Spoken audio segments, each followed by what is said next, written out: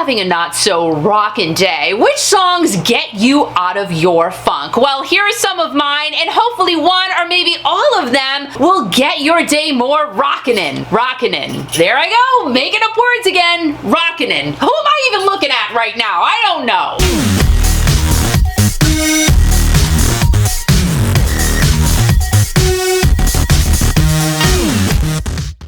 My name is Kiki, and if you are new to my channel, welcome. What I like to do is talk about anything and everything classic rock, and if you are subscribed to my channel already, thanks a bunch. I love that. And if you are not yet subscribed, please go ahead and hit the subscribe button and also that little notification ding dong bell, because then you'll know and be alerted to whenever I upload a video. How totally exciting. At number 5, and first song on my list, and remember these songs are in no particular order, as each one of these songs hold a very special place in my heart. First song, What Is Life by George Harrison. I have actually loved this song since I was yay high, but to be completely honest with you, the song was very deep in my heart, and then it drifted away for a time, and then it just came roaring right back right inside of my heart, probably because I'm getting older, and I'm seeing my life pass before my eyes, therefore questioning what is life. This song was released in 1970 on George's triple album, All Things Must Pass. Believe it or not, What Is Life was actually the B-side to My Sweet Lord, another absolutely phenomenal song, and that little tiny 45 hit the top 10 and was the best-selling single in the UK in 1971. This song has been classified as having really the most simplest of lyrics ever, and if you think about it, tell me, what is my life without your love? Totally simple, yet really, on the other side of the coin, totally complex. Totally at the same time. George's album, All Things Must Pass, was released on November 27th of 1970, just several months after Paul McCartney announced that he was quitting the Beatles on April 10th of that year. If you haven't heard this song in a super long time, George Harrison's What Is Life, here's what I suggest you do. Take off your shoes, take off your socks, turn it up really, really loud, and just dance around like no one is watching. And if you do that while you're in the supermarket, I take no responsibility at all. At number 4, Kiss got a ton of flack for this album. Their look, the music, absolutely everything. But I'm being completely honest. I loved this Kiss. At number 4, Tears Are Falling by Kiss. Now I know some of you are saying, oh come on Kiki, really? But I seriously love this song. And again, I love this Kiss. This is when Bruce Kulick made his debut in Kiss, and in the video Tears Are Falling, Bruce gets completely drenched in the rain. His dimple, his amazing dimple, just sticks out and makes you go, oh my god, he's absolutely adorable even when he's completely drenched in the rain. And Bruce did say at one point that he loved that because it felt like he was now really, really a part of Kiss. And this was his initiation into Kissdom, of course alongside Gene Simmons, Paul Stanley, and the late Eric Carr.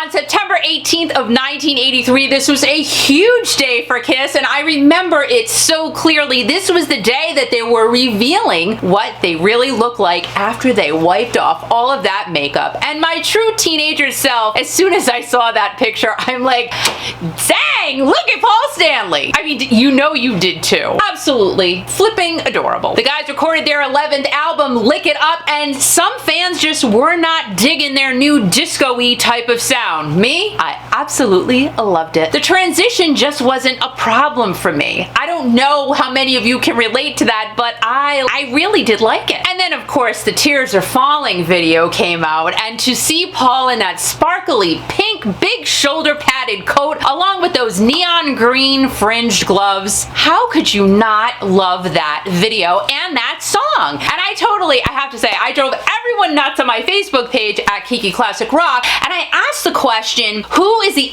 actress whose tears were falling in that video? To me, she looks completely familiar. I still have not gotten an answer yet. I did reach out to Bruce Kulick. He said, I have no idea, cannot find out anything anywhere about her name, who she is, what she did, what she is now. Nothing. Absolutely nothing. Kelly was nice enough to start a conversation going and reached out to a couple people to see if we could get the answer. Gary, he's another one. He also reached out to Bruce. He let me know that Bruce didn't know either.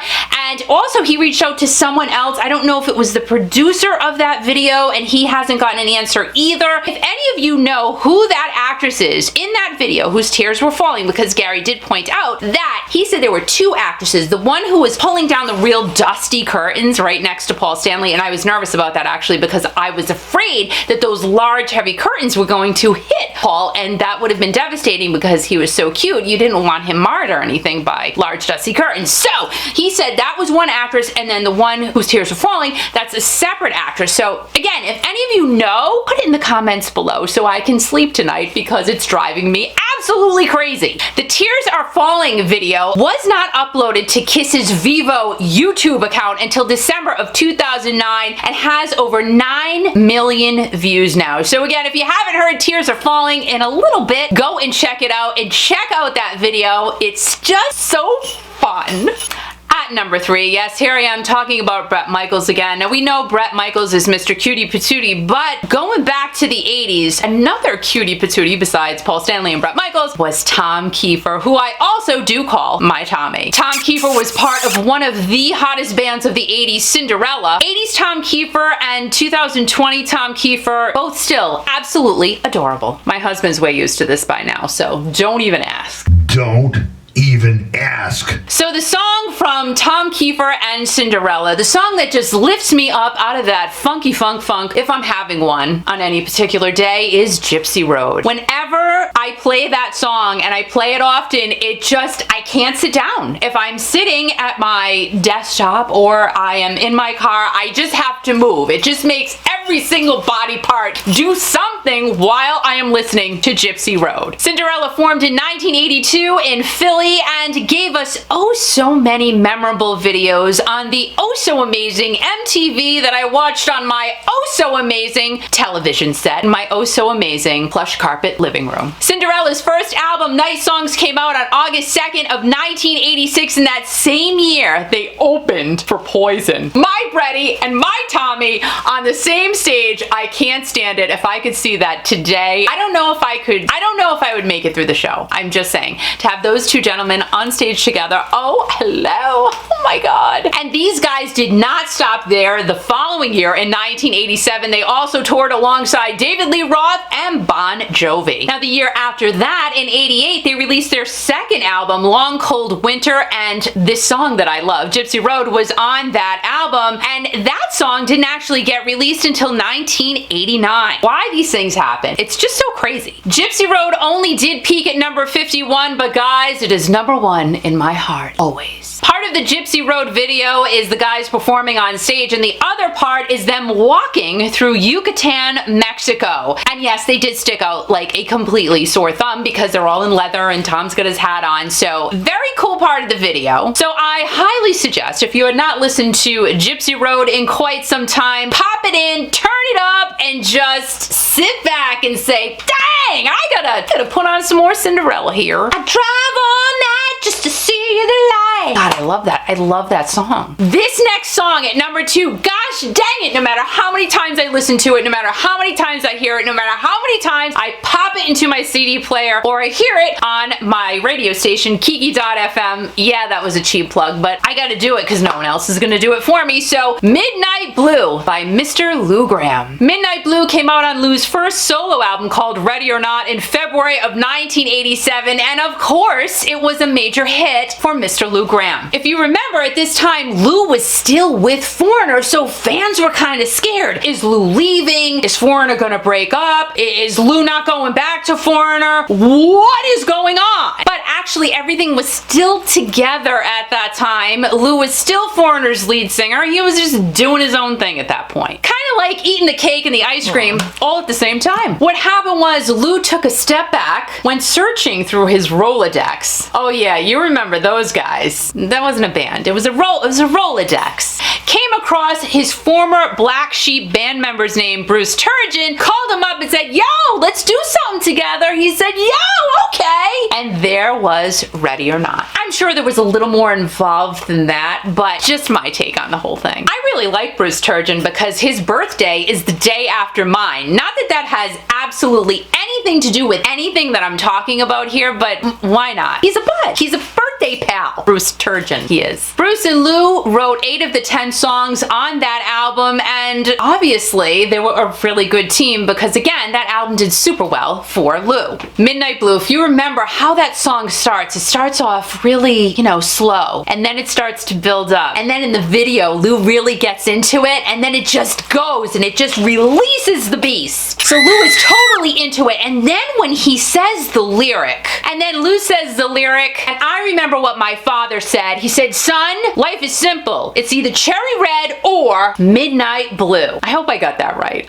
Did I get that right? So I'm guessing cherry red is like blossoming and fun and just happy, and blue, of course, that's sad, down in the dumps. Hopefully when I see Lou again, I can ask him, what the heck is the cherry red? Kind of know what the midnight blue is, but maybe I have those two reversed. I don't know. So again, I need to find out the answer to the question about cherry red or midnight blue. Regardless, I absolutely love that song. And again, if you have not heard Midnight Blue in a while, check it out. It's on YouTube, and you can see Lou in his fine curly hair singing his heart and soul in that song. And whether you're Midnight Blue or Cherry Red, you're gonna love it. And at number 1, now like I said earlier, these songs are in no particular order, and I have several more. So if you like this type of video, let me know in the comments down below, and I can do a whole bunch of these because I have so many songs that are just kind of maybe off the rails a little bit and just make you go, oh my god, I haven't heard that in so long. So again, let me know if you like this type of thing. So at number 1, this song, it just, gosh, hey,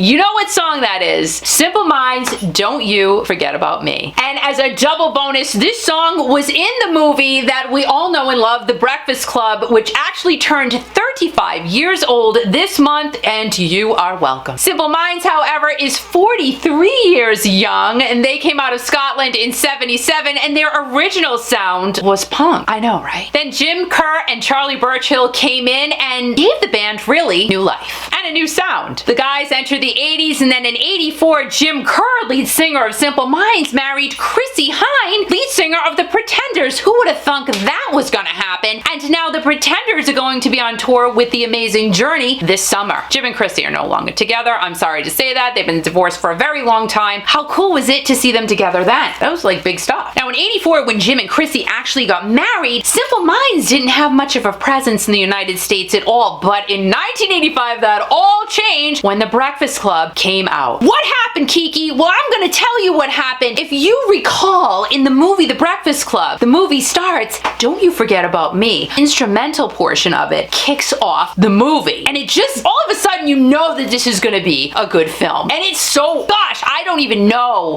Honestly, I don't know how many times I've seen that movie, but it's a lot. I mean, come on, Don't You Forget About Me is on one of the best movies of the 1980s. Of course, Simple Minds then just took off and blew up. La la la la, when you walk on by. I can't help it. I cannot help it. Obviously, the rest of the world agrees that this is one of the greatest songs on the planet because there is over 159 million views of this video on YouTube. Don't You Forget About Me by Simple Minds. Pull it out and turn it up, and I certainly hope that Jim Kerr and the rest of his band does not forget to tour the US this coming summer. Guys, if you do like this type of thing, let me know in the comments down below. I have plenty of songs to talk about in my back pocket, trust me, and hopefully I brought to light maybe a song or two that you haven't heard in a while, and I really think that these songs just, well, they make me happy, so hopefully they make you happy too. Guys, have a great day, a great night, a great weekend, a great everything, and as always, remember, most importantly, to keep rocking.